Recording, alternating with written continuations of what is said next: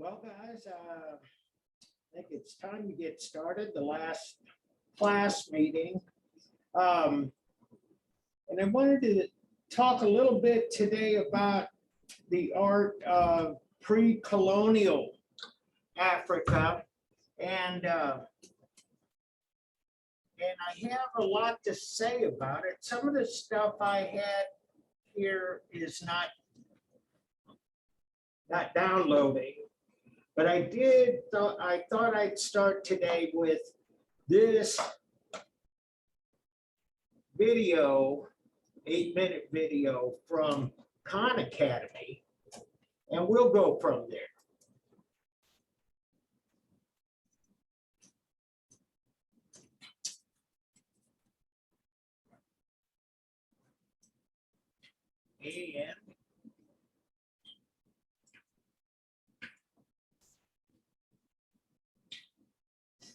And I got this all turned up all the way. There's something goofy about this, and it may be some of the same problems we were experiencing yesterday, because I can't get it to go full screen either.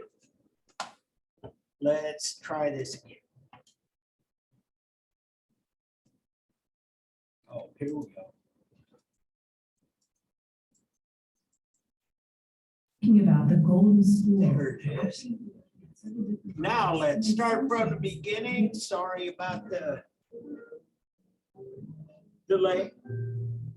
We're at the University of Pennsylvania Museum of Archaeology and Anthropology. The golden school. We're actually going to be looking at several different objects to make sense of this very important object that we don't have in the collection. It still exists in the Ashanti Nation in Ghana. It's incredibly important to the Ashanti that object remained in their possession, but that's a story we'll come back to. Let's talk about its origin. In the early 1700s, a man named O.C. Tutu was able to unify this nation of the Ashanti people. The golden school falls from the sky, just like that, as O.C. Tutu. So this is a miracle, absolutely.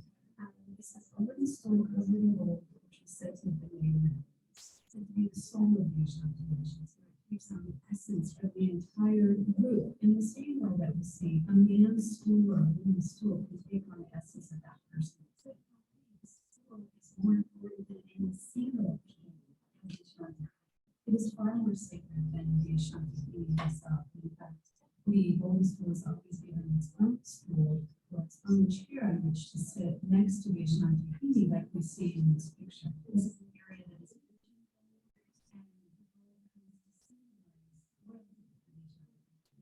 charge of the gold trade from North Africa, long before Europeans were even there, but also the color of gold. So whether it's gold from the textile color or it's the material of gold, is reserved for the use. The objects in this case that are linked to the trading of gold. We have a scale that shows how gold would have been weighed with brass. You use these on one side of the scale and you drop the gold on the other so that you knew you were measuring the accurate amount of gold. What we find is those brass weights fashioned into very elaborate figures that depict almost every activity in every part of daily life. It's really the way to learn about the Ashanti people. We see two here that show images of the Ashanti people. Both of these depict a group of figures gathered around a central umbrella. That umbrella is really important because underneath it we know is the Ashanti king or an important chief. So the umbrella is a way to identify the king. The king would also be wearing sandals, and we have a brass ring of just sandals depicted. And in that sense, we understand the king is divine. In other words, he is seen as an intermediary between the everyday lives of his people and the supernatural realm. He's there to harness the good powers of the supernatural to help his people. He's between the umbrella, but he's above the earth, and that's where the sandals. So he's always sandwiched between the two. One of his gold gates, he's the king surrounded by his retinue under an umbrella, being carried in a palanquin, and surrounded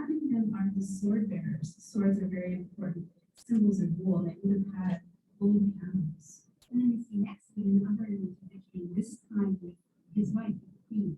Could be the queen mother, it could be his wife. There's an umbrella, and then two sword bearers in front. We also have other brass weights that just depict one figure, and these relate to particular proverbs or stories about virtues. And here we get at this important part about Ashanti modes of communication. That is that you don't speak directly. If you can, you let art speak for you, and you often speak in proverbs.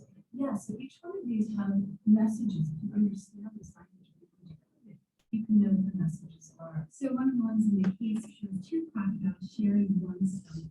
And this double-headed crocodile has to do with the idea of family sharing a stomach. It's your connection, your essence, your belly is connected to your family. That's who nurtures you. So if you go off on your own, you're really not going to get very far. Or right now, like these curved boards, and one proverb states that grounds move back before they chop it. So they give you that thoughtful contemplation and relief from what you're about to do. So we're looking at these old ways, and that brings us to another important part of the history of our people.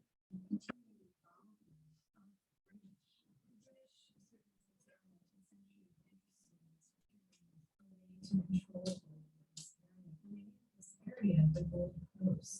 The Ashanti obviously were not wanting to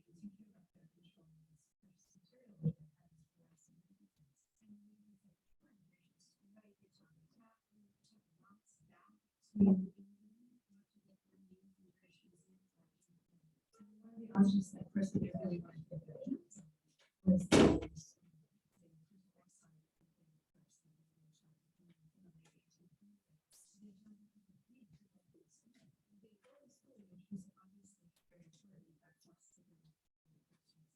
was in danger. The British really tried hard to hunt it down.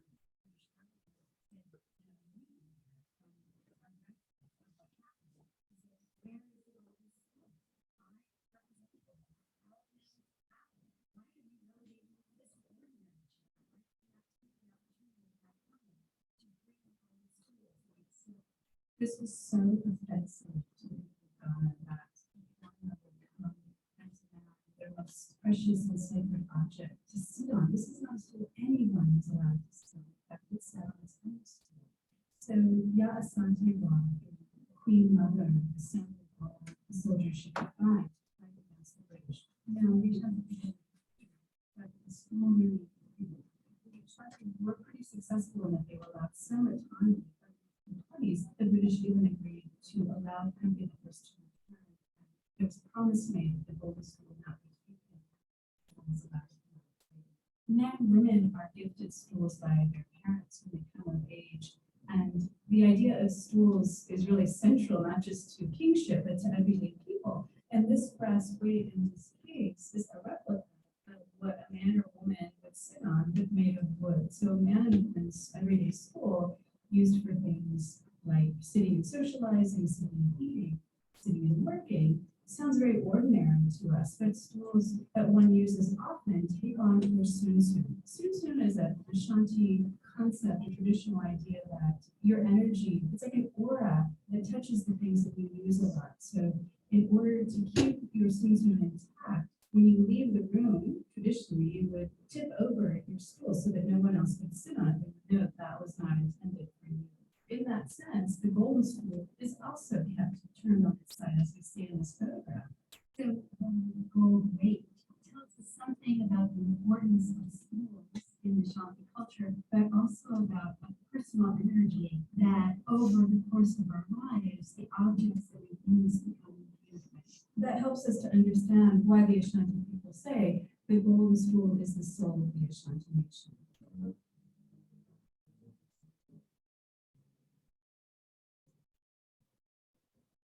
So, let me get the proper share here. I'm gonna go to this screen. And I think this is, yeah, we'll share this one. Partly because I have a couple of other things here that I want to show you. First of all, refuse to connect. Well, isn't that so? Well,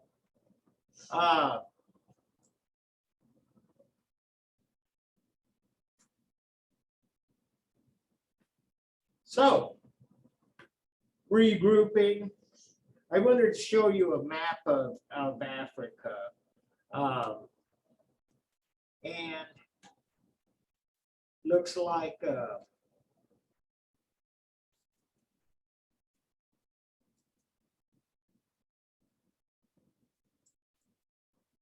I'll have to go with the one that's on in the textbook.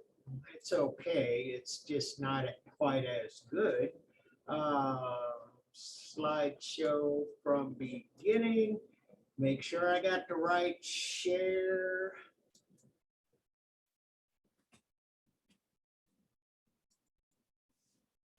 There we go. So here's the map, and the area we were talking about this, the Ashanti, is up here, West Central Africa. And I had another map that didn't come up, but it kind of shows you that, like when we talked about the native cultures in the Americas, there were distinct groups. And one of those groups here is West Central Africa. There's another group here in South Africa, and then another group over here on the northeast side of Africa that is along the Red Sea and close to the Arab world. And so there's a lot of difference in those cultures, but if we kind of look at these the same way, the group kind of shares some similarities. And so there was the video. Benin. Benin is one of those cultures, as described in the video, the Gold Coast. And when Europeans came to this area, they came because they were looking for trade routes to the east. And they kind of figured it was Portuguese primarily, but they were coming around Africa to get to India and China. And so when they uncovered this, when they found these people, they had all kinds of gold. They had so much gold that they actually traded in gold. And that's why they call that the Gold Coast. They also call it the Ivory Coast too, and in part because the abundance of tusks from elephants and stuff, it was rich. It was a very rich place. And so there were a number of cultures in here, and like I was saying, I didn't really have all of them. When I studied this, they were talking about the Yoruba, excuse me, the Igbo, the Edo, the Ashanti, as we just talked about, all kind of in here, which is modern day Nigeria, Ghana, Togo, Benin. And so anyway, they were really good at metalwork. Of course they were, because they fashioned all of this stuff out of gold. And so what we find here, and this was one of the nice parts of the video we just saw, is that much of their artwork is based on their everyday lives. Now, there are some things where the king has the connection to the supernatural, but a lot of the stuff that they made their art about kind of served as everyday objects as well. And so you see those weights for the scale, and they would shape them into sandals, birds, whatever. And another big part of their art creativity was jewelry, and they used jewelry extensively. And you saw the stools, which is an everyday, what we would call a household item, but it is also has some spiritual connotations and some issues of identity. And so one of the things about the Benin culture is that you'll see, a lot of times you'll see these rings around the neck. That's like very common in Benin sculpture and worn by Benin people. Now, I got to tell you something, this book, the way the slides are ordered, they kind of bounce around a little bit. And this is ancient, feline with human feet. The Apollo 11 cave, it's a cave that rivals in some of the caves in Turkey and South France and Spain, such as Altamira and Lascaux. And so they found this and they call it the Apollo Cave. Why? Because this was uncovered in 1968 when the Apollo astronauts were landing on the moon. And so, but it has a feline with human feet. I want to point this out because I have a quiz I want you to finish by the end of the week, and it has to do with hybrids depicted in art. And this is one of them. Now, I don't know that we are for certain since it's 28,000 BCE, which makes it 30,000 years old, that why we know they would have human feet. But this is a good example of a hybrid creature. And it shows you that people have been making images of hybrids,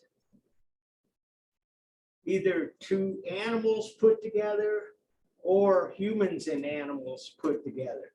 It's been going on since humankind has been making art, as far as we know. And so this is in Algeria, which is in northern Africa. It is on the Mediterranean.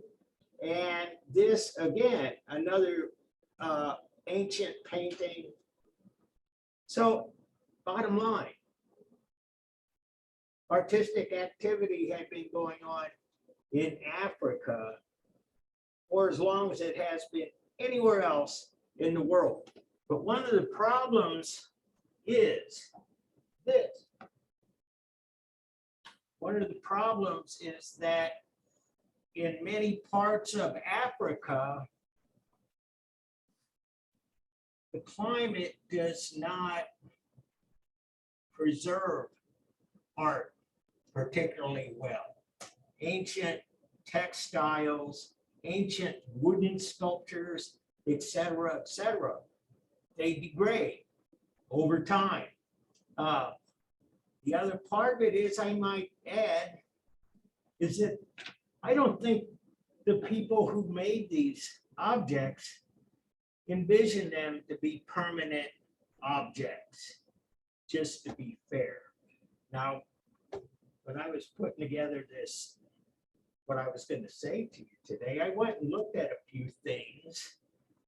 And one of them was kind of really, I thought, way off the wall, but they made a good point. They said you use what you have.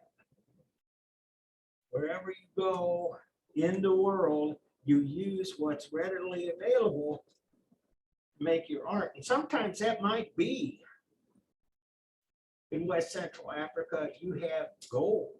You have an abundance of gold. And so that becomes one of the primary mediums, if you will, of their artwork. And gold is is somewhat easily extracted, and it has a relatively low melting point, so you can cast it. It's actually soft enough that you can beat it into shape and so on. Anyway, I digress. The plateau region of Nigeria, terracotta, clay figure. And this is just part of it. And again, you'll see the rings. There's a couple around the neck, bracelets, and probably if we saw the whole statue, ankle bracelets. Why am I pointing this out? Is because this is a clear indication of who these people were and where they put their artistic energy, again, into jewelry and textiles. And this is from South Africa, so you can see we're kind of bouncing around the continent here. And you see one of the things that is characteristic, especially of South Africa and West Central Africa, is that they readily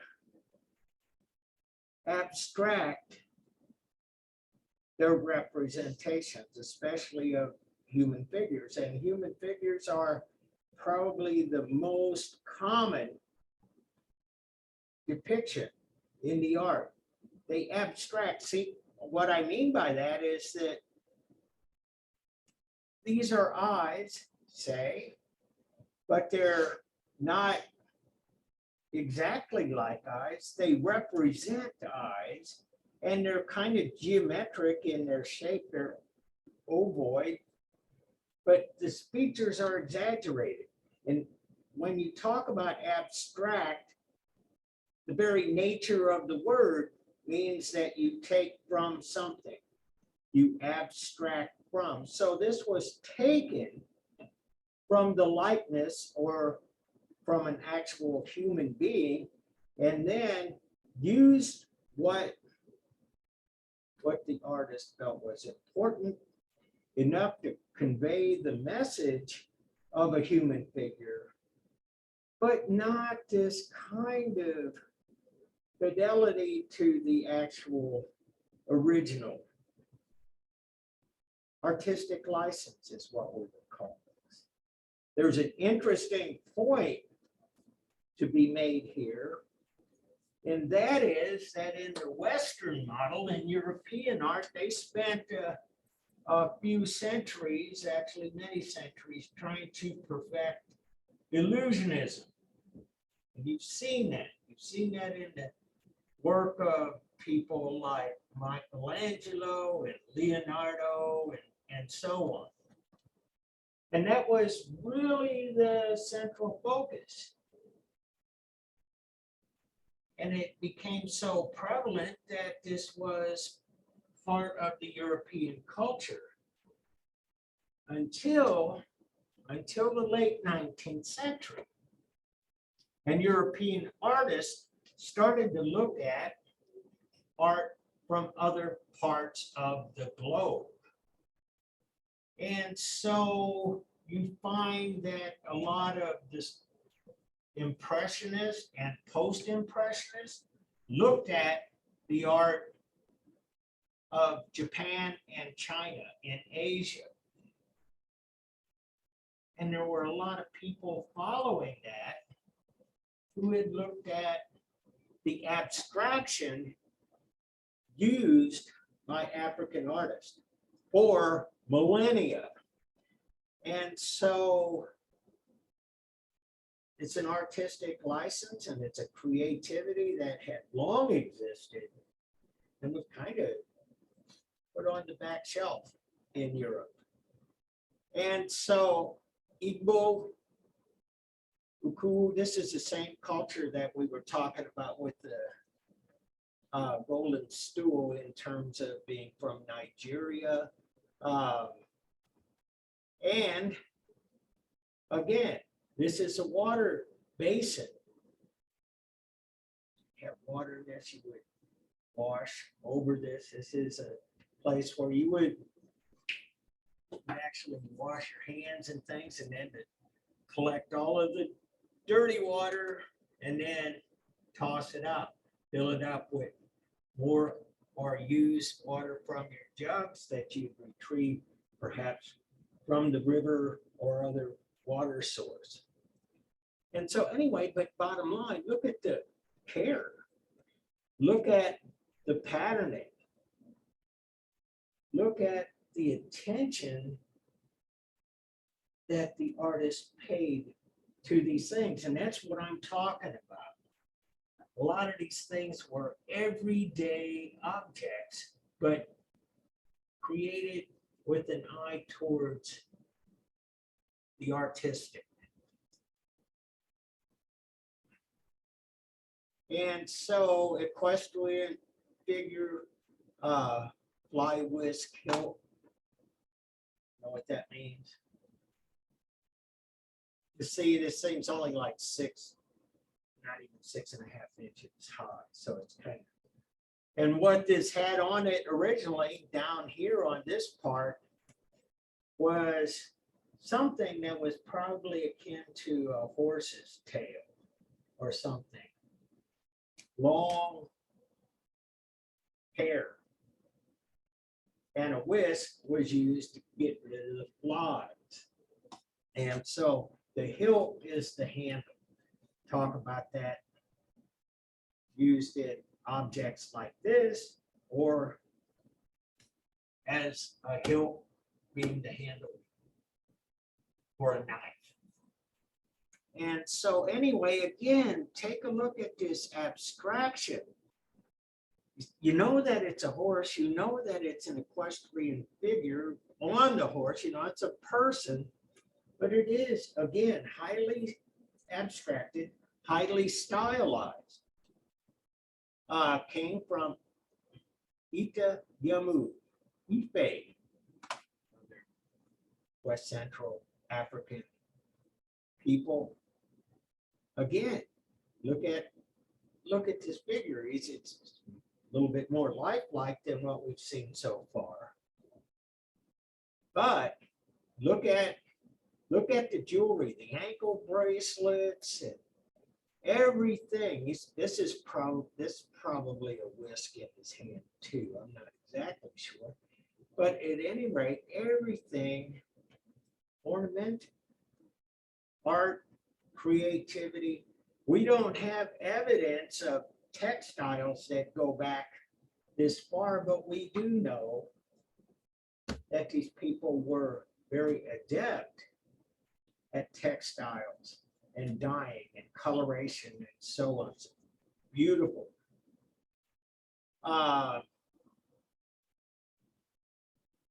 Head of a old Monji from head of a Ife came from Wun Mon Iji. Sorry. Brass, again, this is zinc brass. This is zinc brass. Again, like I say, very adept at metallurgy, not just gold. And I want to kind of move up here a little bit because as you see, this was, in terms of permanent buildings, we don't really see a lot. But part of this equation is you use what's available.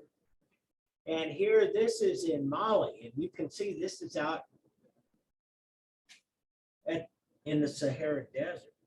And this is where you get sandstone, and you can actually cut sandstone just as the Egyptians had done and build great monumental buildings. And you can see that it is a mosque. And what happens is that Northern Africa is Muslim, period. It's the predominant belief system, and still today. Oh, I'm going the wrong way. This is in Ethiopia, and this is the Church of St. George. And again, in Eastern Africa, they have the availability of being able to cut stone and so on. And this area, predominantly Christian for a long time, Muslim, and talk about Ethiopia, Sudan, Somalia, all of these countries, it's kind of a split between Christianity and Islam. And Walls and Tower of the Great Enclosure in Zimbabwe, which is in Southeast Africa. And again, you use what you have. And I want to add to that one thing, is that if whatever you have and whatever you're doing is working, there's really no cause to change it. If your society has their people get fed, they're healthy, they have, there's a lot of people that call that kind of lifestyle paradise. But you know, when you're talking about some of the climates here, no need to be able to hunker down for snowstorms and ice. You can get by with homes, abodes built out of what's there, which is typically wood, and it can be not permanent because the forest is plentiful, and you can keep this sustainability. I think that in a lot of ways, the West is starting to catch up to all of this. Waist pendant of Queen Mother, excuse me, Lydia. And this is 1520. This is, as I was saying a moment ago, the same place, Nigeria, Sierra Leone, Benin, all of those places, they were called the Gold Coast, but they were also called the Ivory Coast as well. Again, what do you have? And they are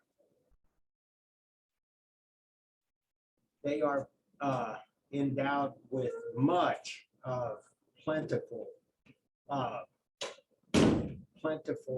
precious media. And so here's it. See, and these are all getting much closer to the present. And I want to point out something too. Was on one of the links on my module today. If you want to take a look at it, fine. When I was in graduate school, I had the opportunity the privilege to take a class with a professor at the University of Wisconsin in Madison. And he was one of the pioneering scholars of African art. And so there were a lot of things that he taught me about, and check this out. This is one of those Ashanti weights they were talking about. Bottom line is that his overarching premise was that, based on his research, that first of all, we still have yet to uncover a lot of the artwork for some of the reasons I've already mentioned, you know, permanence of the materials, climate, et cetera, and he also was convinced, I find that in this book a lot, that these kingdoms, the Asante people, the Yoruba, the Igbo, Benin, all of these people were part of ancient trade. They were trading centers, and there is evidence that he has uncovered to point to the fact that even at the time of, say, Alexander the Great in Greece, 4th century BCE, that these people were actually trading with the Greeks, that there was a vast network of trading. Now, we know about that more in modern times because we know of the trade routes that ran across the Sahara and during the advance of Islam. But he says that this was happening in antiquity. He had a discovery of an object he got from West Central Africa, and it was his opinion that this object was actually Poseidon. It was actually a Greek god, and it was in West Central Africa. And what he said, this is a part of his scholarship, he said that it probably wasn't West Africans' belief system. They did not believe in Greek gods, but rather that West Central Africa was where they had the skilled artists to be able to produce such objects. And so this was one that was made for trade and somehow got left behind. And so we know that the creative roots go back. They go back tens of thousands of years. And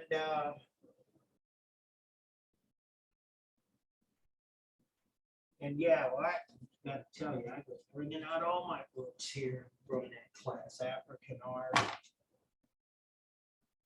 I don't know one here. Yeah. Ashanti. Anyway, I took some pictures. Couldn't get them downloaded. Was going to show you some of that. So with that, I'm going to see if I can't get some of that here. Yes. And let me, yeah, we got the screen share. Here we are. And this is from this book, The Ashanti. Look at the jewelry. Again, look at the textile. This is exactly what I was talking about. This is where you'll find the creativity. They don't have, at least in West Central Africa, they don't have grand pyramids and colossal statues. But they have the gold, they have the jewelry, they have, check this ring out. Can you guys see that? And it's like so, in a lot of ways, so magnificent. I've never seen anything quite like it. The bracelets that go all the way up his sleeve. And here on this side is a whisk, what I was talking about just a while ago, something that would have horsehair, horsetail hair, swat flies, keep the bugs away. But anyway. And this is a picture of the golden stool. And again, as you saw in the Khan Academy video, this is the golden stool. This is the one that they were able to hide from the Europeans who wanted to take it away and melt it down. And you can see again, it is tipped up because it's only for its owner. And no one else is supposed to sit here. We got these gold figurines here as well as some bells and some other objects and seashells. That's another medium that will come into play. Along with the gold, shells are another medium used for decorative, ornamental purposes. And this is a leather cap. It's all from the Ashanti, West Central Africa. Leather and gold. And again, you take a look at the patterning, you take a look at the design, the thought that went into its creation. Kind of shows you a real, almost mathematical precision for balance.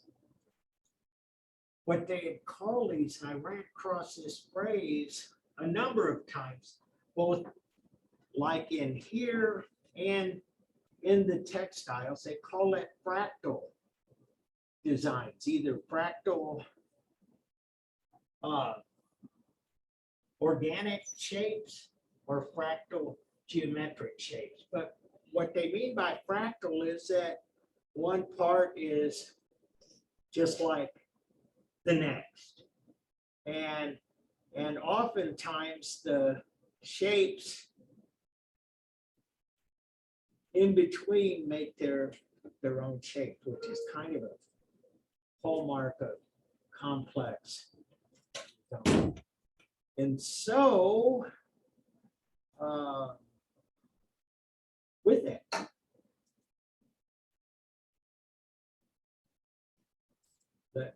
I got myself out of canvas.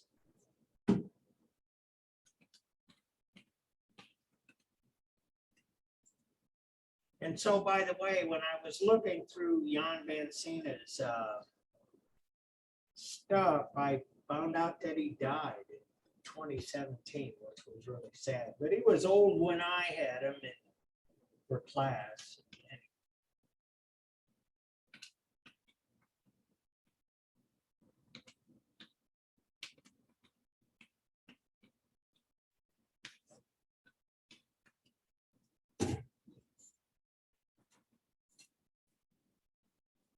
And so,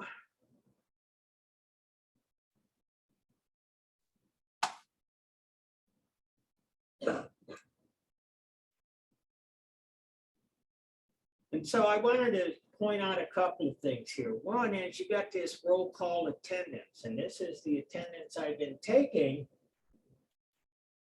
in class, and it only shows the times you've been in class. I have here, and I haven't filled this out yet, but this is your participation grade. Whatever is in here is not calculated into your grade, at least at this time. It's just attendance, and it's for all of the things that I've been talking about: contact tracing, sporting events, family emergencies, and all of that kind of thing, to know where you guys are in case somebody needs you, or to figure out who was, God forbid, exposed to coronavirus or something like that. But I haven't finished this out, but your participation grade is here. I haven't finished this yet, but I'll show you. I've gone through all of my emails and stuff. And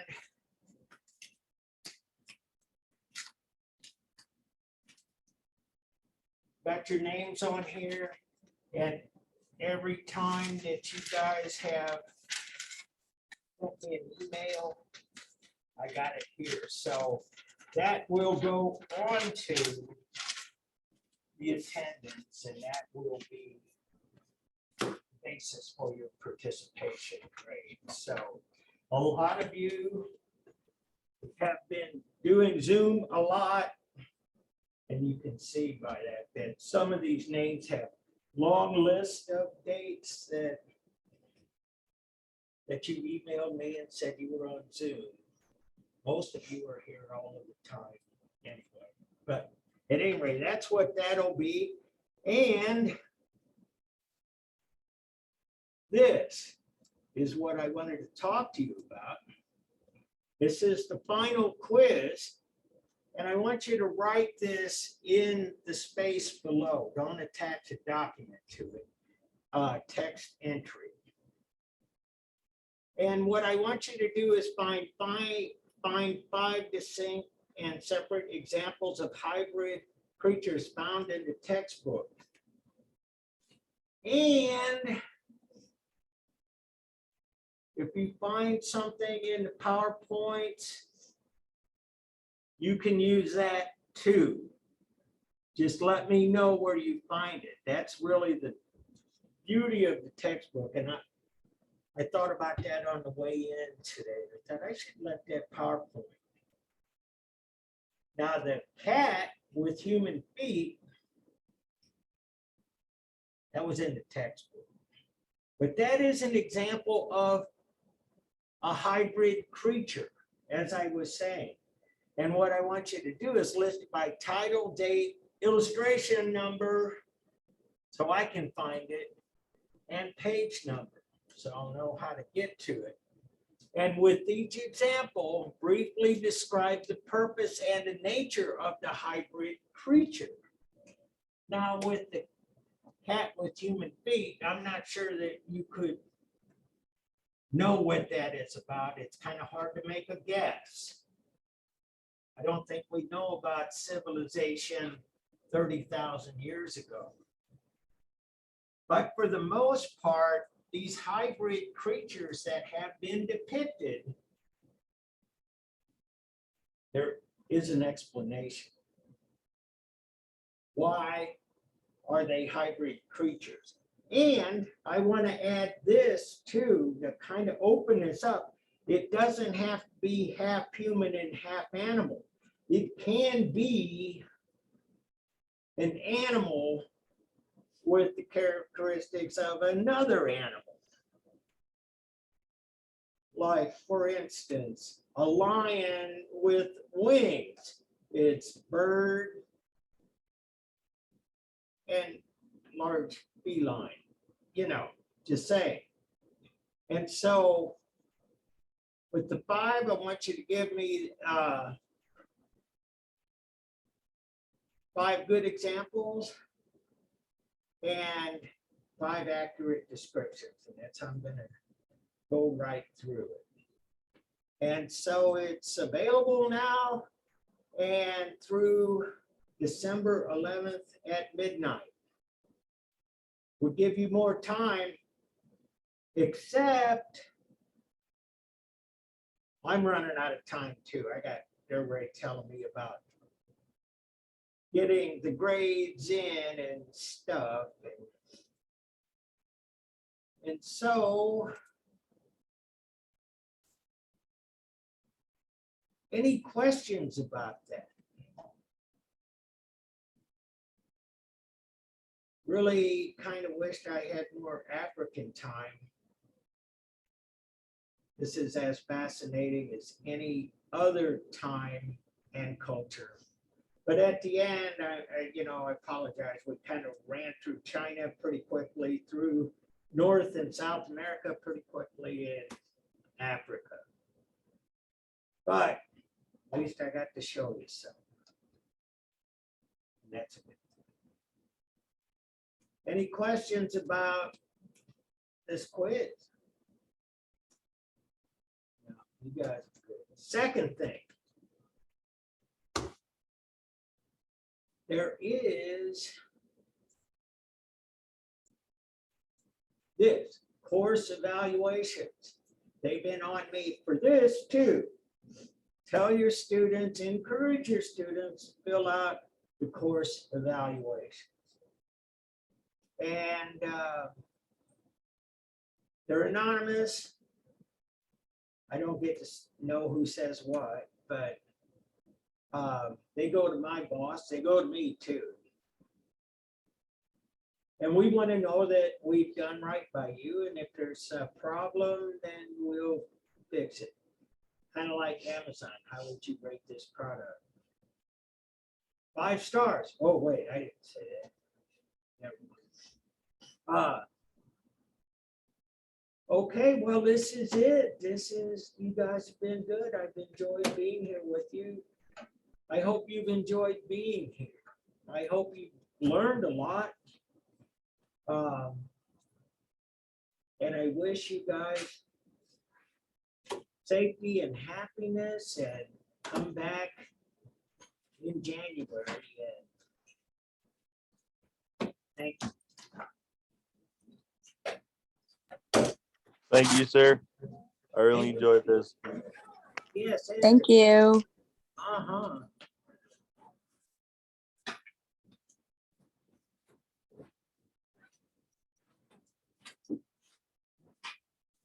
Okay, good. That's, yeah.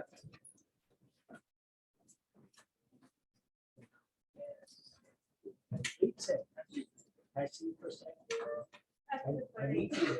You too. Thank you. Thank you. Get that stuff caught up. Oh, I just have to email it to you. I'll probably send it. Yeah, yeah, that's fine. I just want to Make sure. make sure. Okay, you didn't forget me. I won't forget you. Definitely not. Thank you, sir. You bet. Thank you. Thank you. Have a good You holiday. guys, yeah. Bye.